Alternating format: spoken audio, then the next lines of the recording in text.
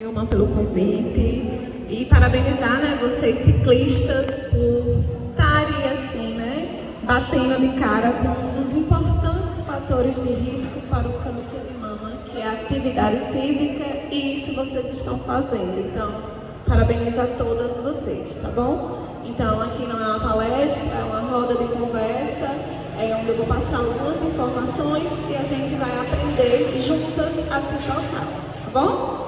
Então, Outubro Rosa, né? Como o próprio nome já diz, o mês de outubro, a cor rosa, ela é voltada para o câncer de mama. Então, durante o mês de outubro, todo ano, comemora-se no mundo inteiro esse evento maravilhoso, a fim de propagar informações para que nós, mulheres, esteja conhecida, ciente da prevenção, do tratamento e da cura da doença, diminuindo a mortalidade por esse diagnóstico.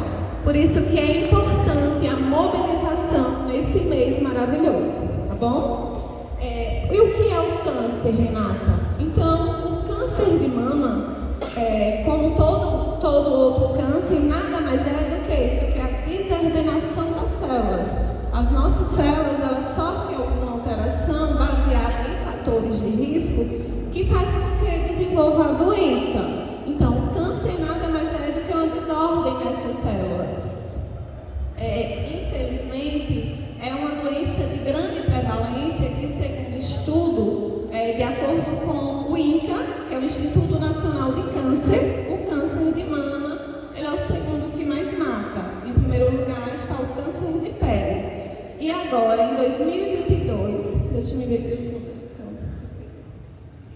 Em 2022, no Brasil, foram diagnosticados 66.280 novos casos da doença. Desses, aqui na região Nordeste, foram 13.190 casos.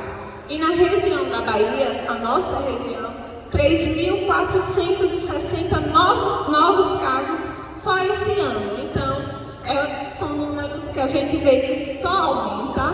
Por quê? Porque a gente precisa trabalhar na prevenção. A gente precisa melhorar muitas estratégias, que algo está errado, não está dando certo, porque a gente não consegue diminuir esses números. Ele só aumenta. Então, os fatores de risco, né, para a doença, para desenvolver a doença, quais são? Nós, mulheres, por si só, já somos os fatores de risco. Infelizmente, né? Nós, por ser mulheres, já é um fator de risco. O homem desenvolve doença, sim, desenvolve. Mas é muito difícil, cerca de 1 a cada 100 homens, é muito difícil o homem desenvolver a doença.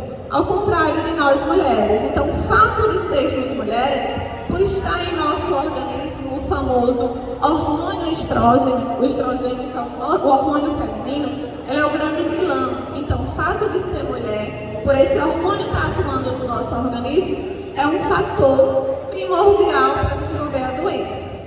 Outro fator é a paridade. Mulheres que nunca tiveram filho. Então, as mulheres que nunca tiveram filhos, segundo estudos, também têm grandes chances de desenvolver a doença. Por quê? Porque durante a gestação, nós mulheres sofremos algumas alterações hormonais, que a gente chama de oscilação. E o estrógeno, ele dá uma queda. Então, durante esse período, ele tem uma queda. E estudos mostram que o fato da mulher passar por um período da gestação, ela já diminui as chances. Outro fator é o que vocês estão fazendo, né? Realizar atividade física, obesidade. Que o que vocês estão fazendo vai agir contra isso. Então, a obesidade, as mulheres obesas, elas tendem a liberar mais estrógeno, fazendo com que também desenvolva a doença.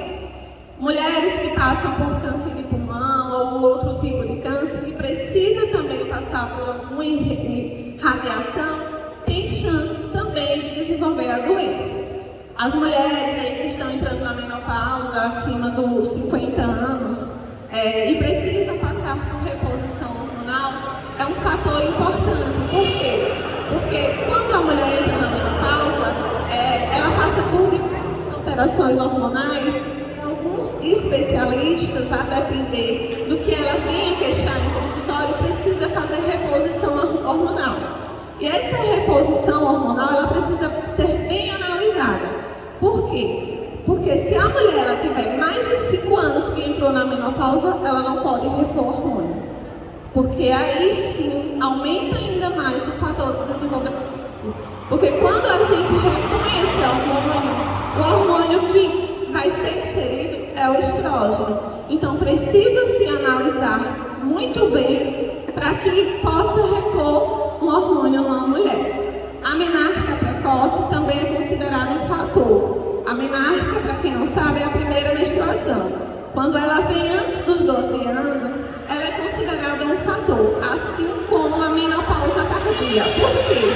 Porque se eu menstruo muito cedo, o estrógeno ele vai agir muito tempo no meu organismo. Então, se eu menstruo cedo e a minha menstruação demora embora, é muito tempo desse hormônio agindo no meu organismo e isso faz com que eu desenvolva a doença. Tá bom? Quais os sinais e sintomas, Renata, para detectar essa doença? Então, é importante, né, a gente saber se tocar. Quem não sabe, a gente vai tentar aprender aqui hoje juntas e vai analisar alguns sinais. Que sinais são esses?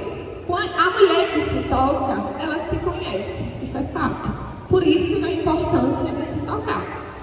Se tocar para se conhecer. Se eu não me toco, eu não me conheço. E as mulheres precisam também ensinar o parceiro a tocar em você, porque estudos mostram que muitos parceiros já perceberam alguma alteração da mulher e foi detectado. Então, é muito importante. Que sinais são esses? A simetria da mama.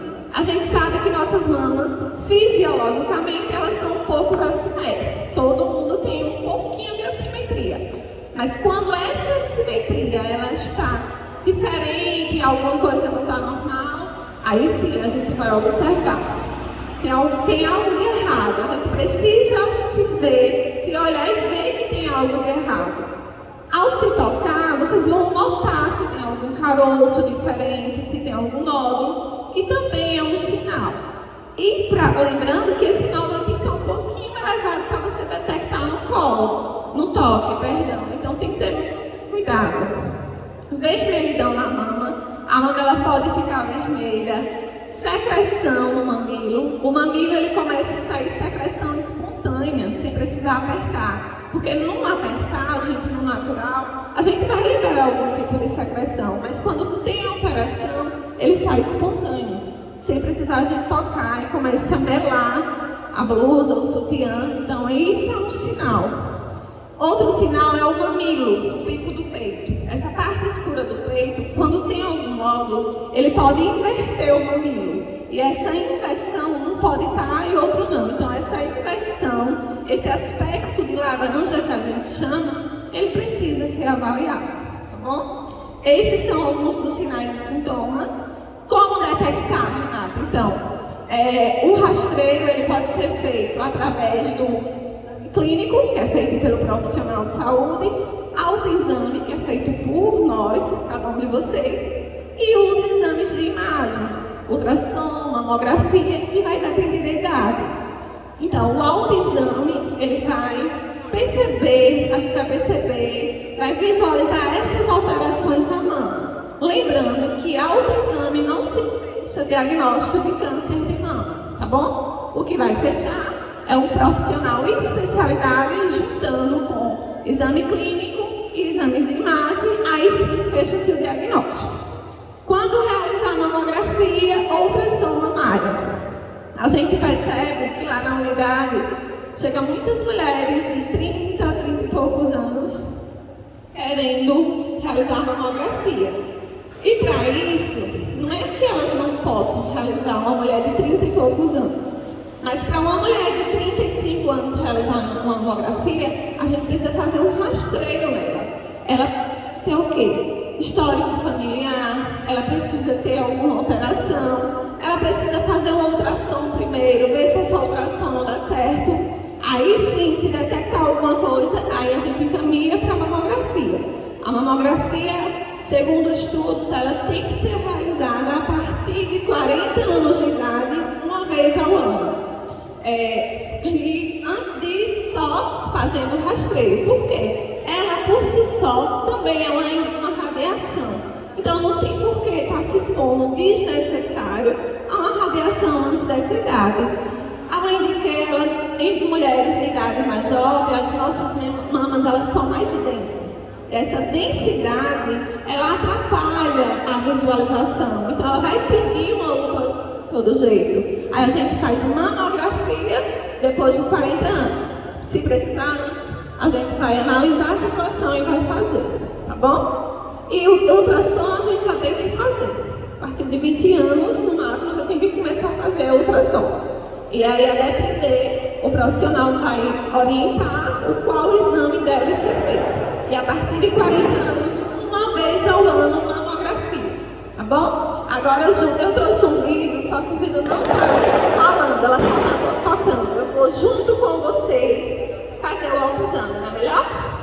Agora vamos ficar aqui todas.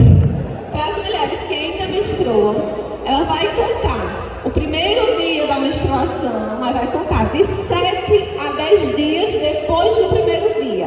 Por quê? Porque a gente passa pelo ciclo onde tem alteração hormonal e esses hormônios alteram as nossas glândulas. Então, eles não podem ser realizados qualquer dia, não. Combinado?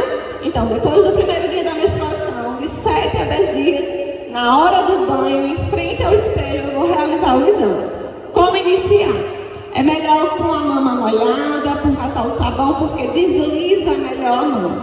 Aí a gente vai tirar a blusa, ficar na frente do espelho e vai levantar as mãos. Bora todo mundo? Se olhando no espelho. Se olhando no espelho. Aí a gente vai observar o quê? Tamanho da mama, simetria, se tem alguma alteração. Se tiver alteração grave, gente, ela vai sair secreção. Então, simetria, para quem não sabe, é o tamanho das mamas. Se estão simétricos, se estão iguais. Como eu havia falado, a gente tem uma pequena simetria. Todo mundo tem. Só que quando ela é considerada, a gente vai perceber. Aí vira de lado, aí vai observar nessa região da axila, se não tem nenhum linfonodo alterado, nada. Vira de lado e vira o outro. Vocês vão olhar a mama de vocês. Acho que não. Vocês vão olhar a mama de vocês. Olhar mesmo, olhar o tamanho, olhar se está saindo alguma secreção, olha tudo. Depois você volta para frente do espelho, coloca a mão no pescoço, a mão oposta a gente vai palpar. Lembrando que a gente precisa palpar a região que a axila não tem. Por quê? Porque quando a gente tem alteração na mama, os nossos eles alteram. Ele vai dar uma cara, tanto o linfonodo axilar quanto o supraclavicular. Aí o movimento de caracol a gente vai apertar a nossa mão. Vamos todo mundo? Apertar. Aí vai apertando de movimento circular, fazendo caracol em toda a mão. Aperta e vai. Aí vai fazer um movimento circular, vai fechando o ciclo.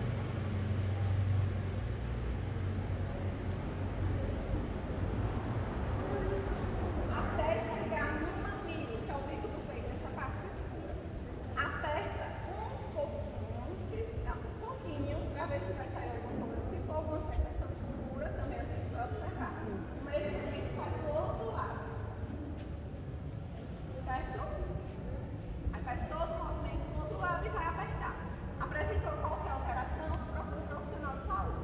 Lembrando também, gente, que é meio rosa, vai concentrando, mas a gente também tem que lembrar de outras doenças que também matam, que é câncer de colo do útero. E nós, quando realizamos o exame do colo do útero, a gente faz um rastreio geral na mulher. A gente já examina a mulher como um todo. A gente examina a mama, examina o abdômen, então a gente faz um rastreio. Vai fazer um rastreio se não tem outra doença, uma doença cardiovascular, que também mata. Então a gente precisa focar em todas as doenças no geral. Tá bom? Alguma dúvida, alguma coisa? Quero perguntar? Então, obrigada, viu?